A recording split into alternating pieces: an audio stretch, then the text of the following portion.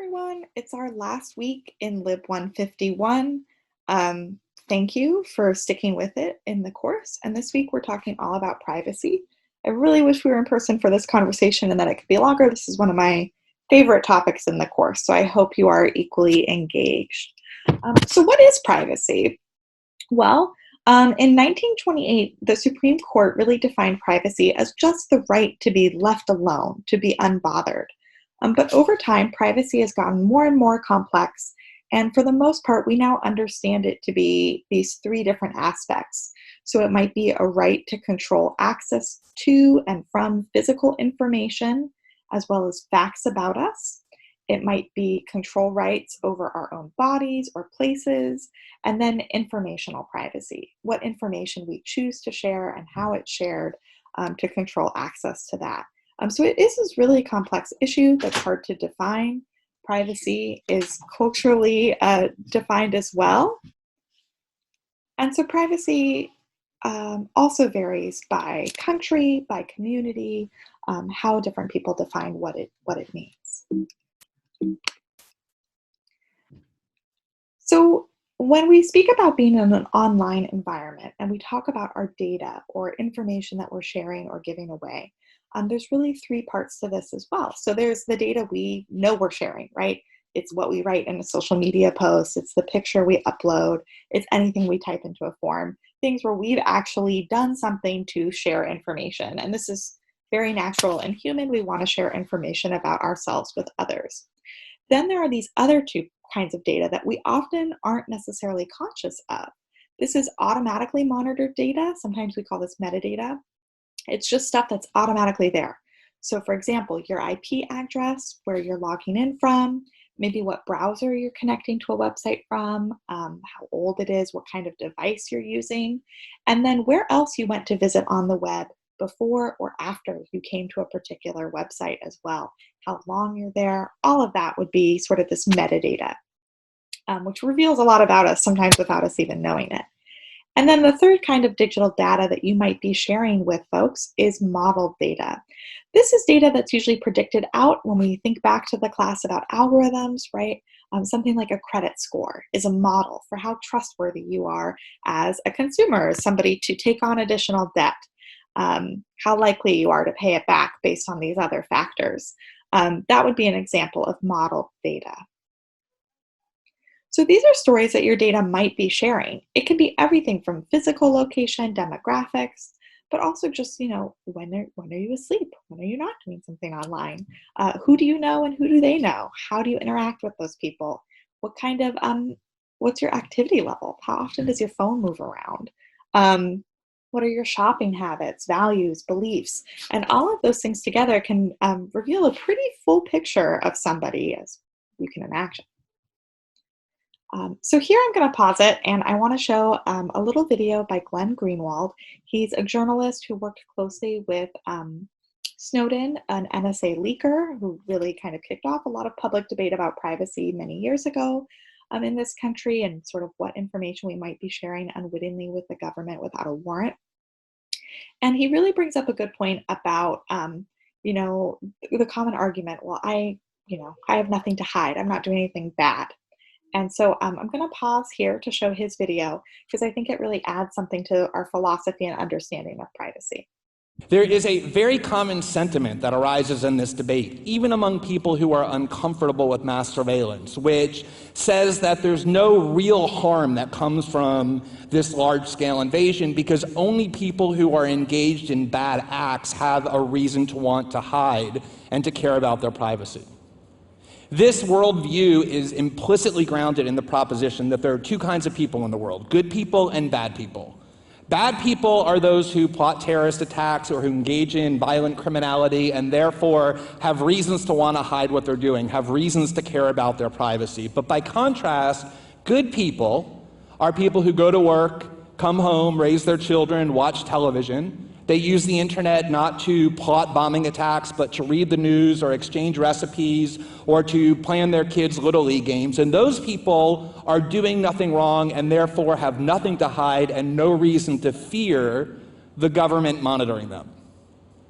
The people who are actually saying that are engaged in a very extreme act of self-deprecation. What they're really saying is, I have agreed to make myself such a harmless and unthreatening and uninteresting person that I actually don't fear having the government know what it is that I'm doing. This mindset has found what I think is its purest expression in a 2009 interview with the longtime CEO of Google, Eric Schmidt, who, when asked about all the different ways his company is causing invasions of privacy for hundreds of millions of people around the world, said this. He said, if you're doing something that you don't want other people to know, maybe you shouldn't be doing it in the first place. Now, there's all kinds of things to say about that mentality. The first of which is that the people who say that privacy isn't really important, they don't actually believe it. And the way you know that they don't actually believe it is that while they say with their words that privacy doesn't matter, with their actions they take all kinds of steps to safeguard their privacy. They put passwords on their email and their social media accounts. They put locks on their bedroom and bathroom doors, all steps designed to prevent other people from entering what they consider their private realm and knowing what it is that they don't want other people to know. The very same Eric Schmidt, the CEO of Google, ordered his employees at Google to cease speaking with the online internet magazine CNET after CNET published an article full of personal, private information about Eric Schmidt, which it obtained exclusively through Google searches and using other Google products. This same division can be seen with the CEO of Facebook, Mark Zuckerberg, who in an infamous interview in 2010 pronounced that privacy is no longer a, quote, social norm. Last year, Mark Zuckerberg and his new wife purchased not only their own house, but also all 4 adjacent houses in Palo Alto for a total of $30 million in order to ensure that they enjoyed a zone of privacy that prevented other people from monitoring what they do in their personal lives.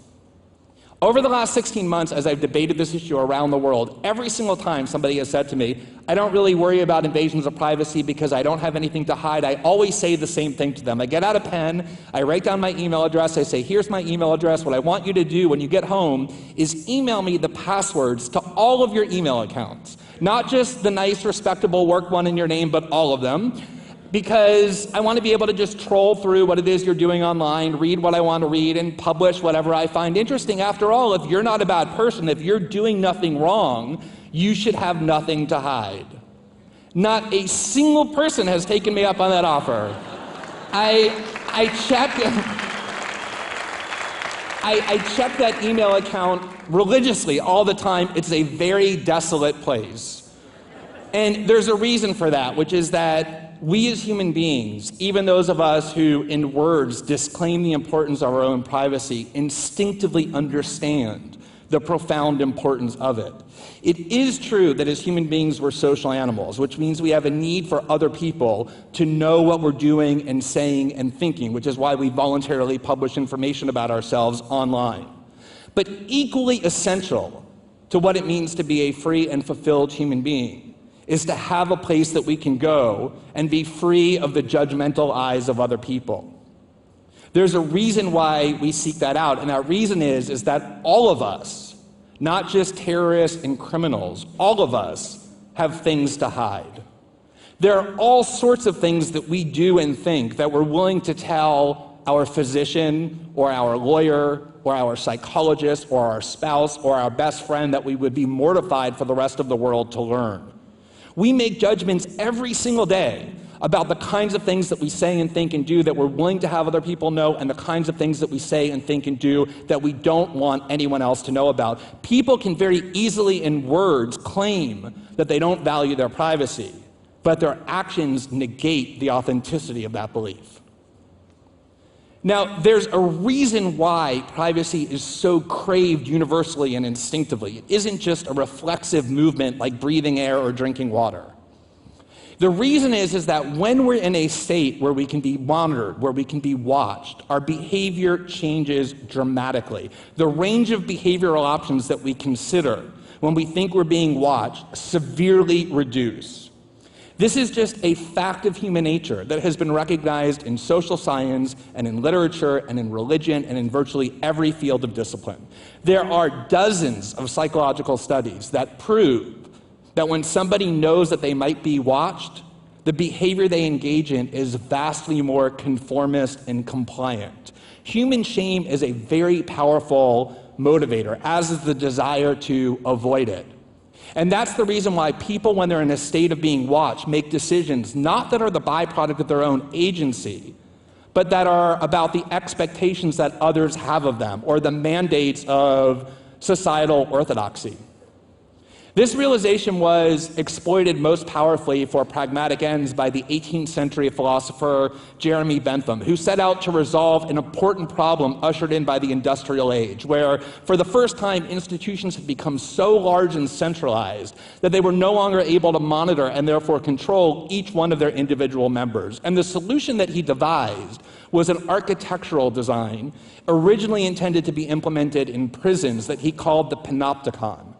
The primary attribute of which was the construction of an enormous tower in the center of the institution, where whoever controlled the institution could at any moment watch any of the inmates, although they couldn't watch all of them at all times.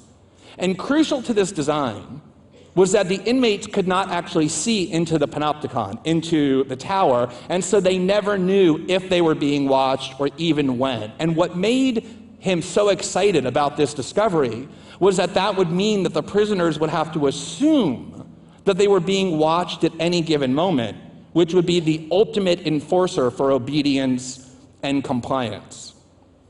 The 20th century French philosopher Michel Foucault realized that that model could be used not just for prisons, but for every institution that seeks to control human behavior: schools, hospitals, factories, workplaces. And what he said was that this mindset, this framework discovered by Bentham, was the key means of societal control for modern Western societies, which no longer need the overt weapons of tyranny, punishing or imprisoning or killing dissidents, or legally compelling loyalty to a particular party, because mass surveillance creates a prison in the mind that is a much more subtle, though much more effective means of fostering compliance with social norms or with social orthodoxy, much more effective than brute force could ever be.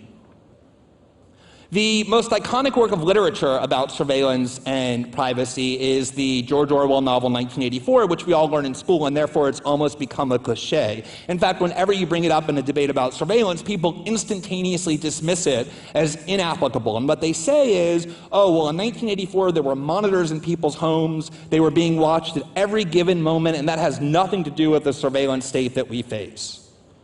That is an actual fundamental misapprehension of the warnings that Orwell issued in 1984. The warning that he was issuing was about a surveillance state, not that monitored everybody at all times, but where people were aware that they could be monitored at any given moment. Here is how Orwell's narrator, Winston Smith, described the surveillance system that they faced. Quote, "There was, of course, no way of knowing whether you were being watched at any given moment." He went on to say, "At any rate, they could plug in your wire whenever they wanted to. You had to live, did live, from habit that became instinct, in the assumption that every sound you made was overheard, and except in darkness, every movement scrutinized." The Abrahamic religions similarly posit that there's an invisible, all-knowing authority who, because of its omniscience, always watches whatever you're doing, which means you never have a private moment, the ultimate enforcer for obedience to its dictates. What all of these seemingly disparate works recognize, the conclusion that they all reach, is that a society in which people can be monitored at all times is a society that breeds conformity and obedience and submission, which is why every tyrant, the most overt to the most subtle, craves that system. Conversely, even more importantly, it is a realm of privacy, the ability to go somewhere where we can think and reason and interact and speak without the judgmental eyes of others being cast upon us, in which creativity and exploration and dissent exclusively reside. And that is the reason why, when we allow a society to exist in which we're subject to constant monitoring, we allow the essence of human freedom to be severely crippled. The last point I want to observe about this mindset, the idea that only people who are doing nothing wrong have things to hide and therefore reasons to care about privacy, is that it entrenches two very destructive messages, two destructive lessons. The first of which is that the only people who care about privacy, the only people who will seek out privacy are by definition bad people. This is a conclusion that we should have all kinds of reasons for avoiding. The most important of which is that when you say somebody who's doing bad things, you probably mean things like plotting a terrorist attack or engaging in violent criminality, a much narrower conception of what people who wield power mean when they say doing bad things. For them, doing bad things typically means doing something that poses meaningful challenges to the exercise of our own power. The other really destructive and I think even more insidious lesson that comes from accepting this mindset is there's an implicit bargain that people who accept this mindset have accepted. And that bargain is this: if you're willing to render yourself sufficiently harmless, sufficiently unthreatening to those who wield political power, then and only then can you be free of the dangers of surveillance. It's only those who are dissidents, who challenge power, who have something to worry about. There are all kinds of reasons why we should want to avoid that lesson as well. You may be a person who right now doesn't want to engage in that behavior, but at some point in the future you might. Even if you're somebody who decides you never want to, the fact that there are other people who are willing to and able to resist and be adversarial to those in power, dissidents and journalists and activists and a whole range of others, is something that brings us all collective good that we should want to preserve. Equally critical is that the measure of how free a society is not how it treats its good, obedient, compliant citizens, but how it treats its dissidents and those who resist orthodoxy. But the most important reason is that a system of mass surveillance suppresses our own freedom in all sorts of ways. It renders off limits all kinds of behavioral choices without our even knowing that it's happened. The renowned socialist activist Rosa Luxemburg once said, "He who does not move does not notice his chains." We can try and render the chains of mass surveillance invisible or undetectable, but the constraints that it imposes on us do not become any less potent. Thank you very much. Thank you.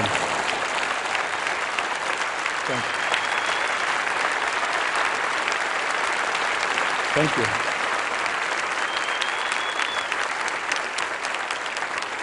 Thank you. Glenn, thank you. The case is rather convincing, I have to say, but I want to bring you back to the last 6 months and to Edward Snowden for a few questions, if you don't mind. And the first one is personal to you. We have all read about the arrest of your partner, David Miranda, in London and other difficulties, but I assume that in terms of personal engagement and risk and the pressure on you is not that easy to take on the biggest surveillance organizations in the world. Tell us a little bit about that. You know, I think one of the things that happens is that people's courage in this regard gets contagious. And so although I and the other journalists with whom I was working were certainly aware of the risk, the United States continues to be the most powerful country in the world and doesn't appreciate it when you disclose thousands of their secrets on the internet at will. Seeing somebody who's a 29-year-old ordinary person who grew up in very ordinary environment exercise the degree of principled courage that Edward Snowden risked, knowing that he was going to go to prison for the rest of his life or that his life would unravel, inspired me, it inspired other journalists, it inspired, I think, people around the world, including future whistleblowers, to realize that they can engage in that kind of behavior as well. I'm curious about your relationship with Ed Snowden, because you have spoken with him a lot and you certainly continue doing so, but in your book you never call him Edward, nor Ed, you say Snowden. How so? You know, I'm sure that's something for a team of psychologists to examine. I don't really know the reason. I think that, you know, one of the important objectives that he actually had, one of his, I think, most important tactics was that he knew that one of the ways to distract attention from the substance of the revelations would be to try and personalize the focus on him. And for that reason, he stayed out of the media. He tried not to ever have his personal life subject to examination. And so I think calling him Snowden is a way of just identifying him as this important historical actor rather than trying to personalize him in a way that might distract attention from the substance. So his revelation, your analysis, the work of other journalists have really developed the debate. And many governments, for example, have reacted, including in Brazil, with projects and programs to reshape a little bit the design of the internet, etc. There are a lot of things going on in that sense. But I'm wondering, for you personally, what is the end game? At what point you will think, well, actually, we succeeded in moving the dial? Well, I mean, the end game for me as a journalist is very simple, which is to make sure that every single document that's newsworthy and that ought to be disclosed ends up being disclosed, and that secrets that should never have been kept in the first place end up uncovered. To me, that's the essence of journalism, and that's what I'm committed to doing. As somebody who finds mass surveillance odious for all the reasons I just talked about and a lot more, I mean, I look at this as work that will never end until governments around the world are no longer able to subject entire populations to monitoring and surveillance unless they convince some court or some entity that the person they've targeted has actually done something wrong. To me, that's the way that privacy can be rejuvenated. So Snowden is very, as we've seen of Ted, is very articulate in presenting and portraying himself as a defender of democratic values and democratic principles.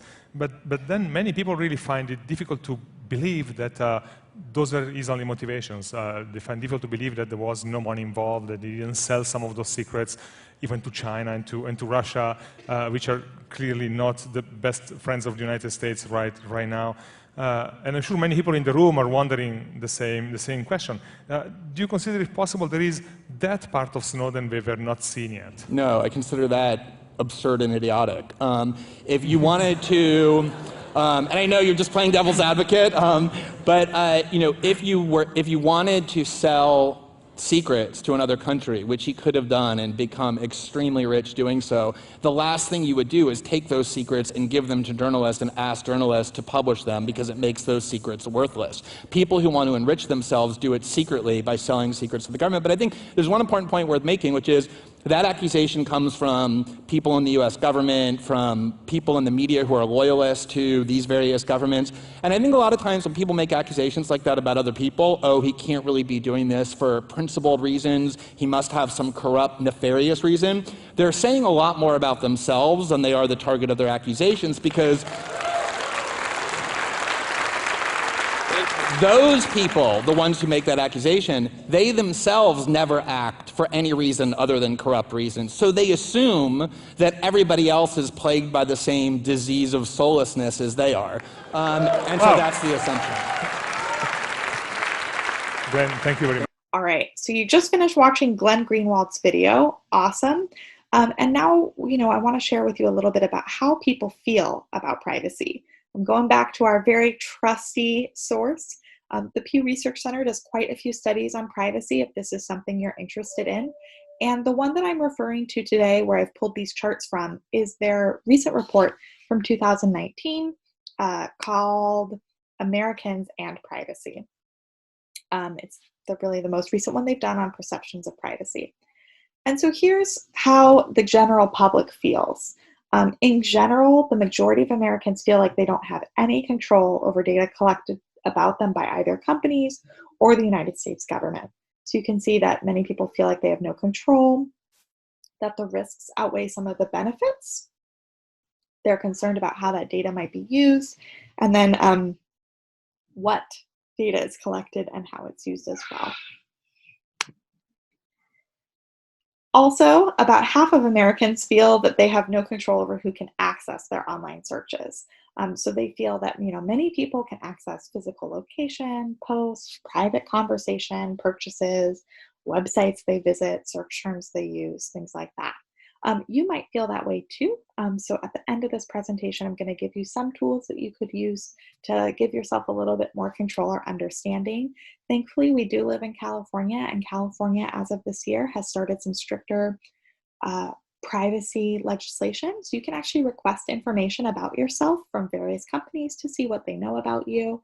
And Europe also GDPR, had some stricter privacy legislation, and within the past couple of years, privacy has actually gotten better, not worse, which is somewhat counterintuitive. So you hopefully have finished listening to the Reply All podcast, and I wanted to provide a follow-up that isn't included in that particular episode. I hope this was an enjoyable and entertaining introduction to this topic of privacy. I know being at home and doing some online shopping myself, looking at Instagram, it sometimes feels like Instagram is spying on me as well. They're owned by Facebook, but that I will talk about a product or think about a product, and then all of a sudden it's there. So I just want to reiterate, Facebook is not recording you. Instagram is not recording you. However, the hosts of this podcast in a future episode do kind of come to some realizations through some additional guests about how this accuracy can be so crazy good. And one of the things that happens is all of the data that your friends have shared about themselves. So for example, you don't even have to make that purchase online. If you used a credit card in person, at a store, or your phone entered in a particular establishment, that information might be shared with a marketing company. And so people who are within your personal network, I know we always joke at work because all the librarians, we work in the same hallway. One of the librarians has been very into Instagram vitamins lately, and now all of us are getting these Instagram vitamin ads. And it's because, she works close to us. Our phones are in close proximity all the time. We've emailed back and forth. Her number is in my contacts. And so that is why I am continually being served these ads in a way that kind of seems like I am being spied on. So that's some of what is happening there, but it can feel a little creepy at times. If you're interested in this, Mozilla Firefox, the company that develops Firefox, a more private internet browser, they have their own podcast. And in season 4, episode 1, they really talk about online shopping and how that data is used about you. And it's pretty fascinating. So what can you do to protect your privacy online? Similar strategies to breaking your filter bubble, for example, using maybe a burner email account, just something where you collect ads, or maybe that's what you use when you go to the airport. If, don't track me at gmail.com exists, I'm sorry, that's my free Wi-Fi at the airport email address. You could use a birth date that's not your own to make it harder to triangulate all your data together. And then we also have different tools available to us, both some of which are provided by companies to actively manage our own data, those privacy policies we click through, as well as tools provided by nonprofit organizations as well. So the first one I want to show you is Privacy Badger, which I have just clicked on. So Privacy Badger is a browser add-on done by Electronic Frontier Foundation. It's similar to ad blocking. Ghostery works well for this as well. If you mostly use Chrome, you might want to use Ghostery too. But Privacy Badger automatically blocks a lot of those trackers that follow you around the internet. It lives up in your internet browser after you install it, and it'll tell you what's tracking you, if it's harmful, and you can turn them on and off. So for example, if we go to the LA Times or something like that, I'm going to see a ton of different trackers pop up. So all of a sudden you're probably seeing, 23 things. And when I open them up, I can see what they actually are. So Privacy Badger has, in this case, blocked Amazon ads, something from Bing, Google Analytics, ad services, all kinds of things. And some of them I've turned on just to make the website function better, like give me the weather, for example. Take my location, give me the accurate weather. But you can turn these off and on or temporarily disable it. So it can be a great tool to help limit the information that trails you across the internet. Okay, back to my slides.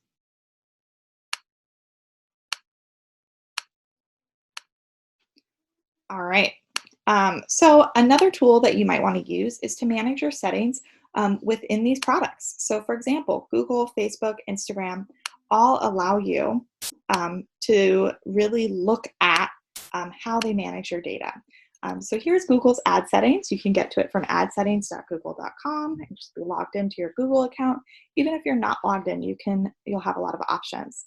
So right now, ad personalization is on. So things that pop up in YouTube or other Google services are going to be tailored to things that I have searched for before. And so this isn't too embarrassing because this is my work computer. So we can see how my ads are personalized. They've made a guess at my birth date. They have, interpreted my gender. But then some things make sense why I might be interested in them. Definitely books and literature, librarian. I do a lot of searching about various books. But some things make less sense to me. So for example, greeting cards. I'm not sure why that would be an interest to me. Renting. I actually own my house. So some think Latin American music. Those are not things that I'm super into, but some things are totally spot on. Job industry. I do work in education. I guess I'm interested in credit cards because I have one. So there's things like that. I am a parent, so they got that wrong. But you can go ahead and actually turn these on and off, as well as update or remove these from things Google considers about you. So that's something to consider as well. The other one that you might want to look at, again, this is my work computer, so it's not embarrassing. And Facebook will collect this as well, Instagram, all of these things. But your activity. So Google can actually see things that you've searched for. You can delete all this activity, you can keep it from being saved, and you can monitor your activity controls. So I believe right now, and I always have, for example, turn off location history. But if you have this turned on, every single place you have access to your Google account for the decades or years or months you've had it will show up. So those are things that you actually have control over. You can turn off and on. And I would encourage you to at least take a look and see what information these companies have on you. Some of it can be really wrong. Some of it is surprisingly right. So I encourage you to take a little control over it if that's something that you are interested in. Okay, so we should be back. Yes, we're back in the slides. So those are just some suggestions to further protect your privacy online now that you are aware of how all of these things may impact you. I just want to add too that you're a student, so sometimes you have limited autonomy in how you protect your privacy here at CSUDH. So things that, for example, I can see as your instructor. I can see what you click on in Blackboard, how long you click on it, what time, what device, what IP address, and so can CSUDH. So there is definitely a lot of data collected about you as a student.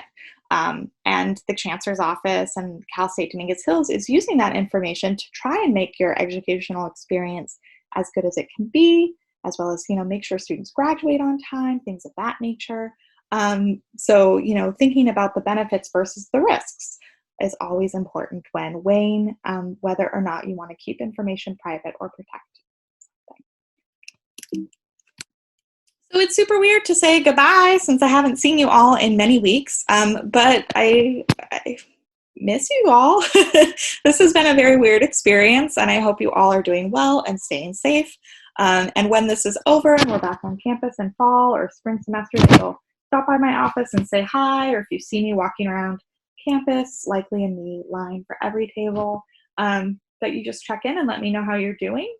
What you still have to do to finish up this week is complete your final reflective activity. It's just a 10-point assignment. Talked about that last week, but that's up there. We have one more discussion board for this week, and you will likely have been receiving emails about PTEs. These are perceived teaching evaluations. These go out every semester. They are anonymous, so professors don't know who filled out what unless you say, hi, this is so-and-so. And we don't get to see them until after grades are submitted and recorded. So whatever you write won't impact your grade.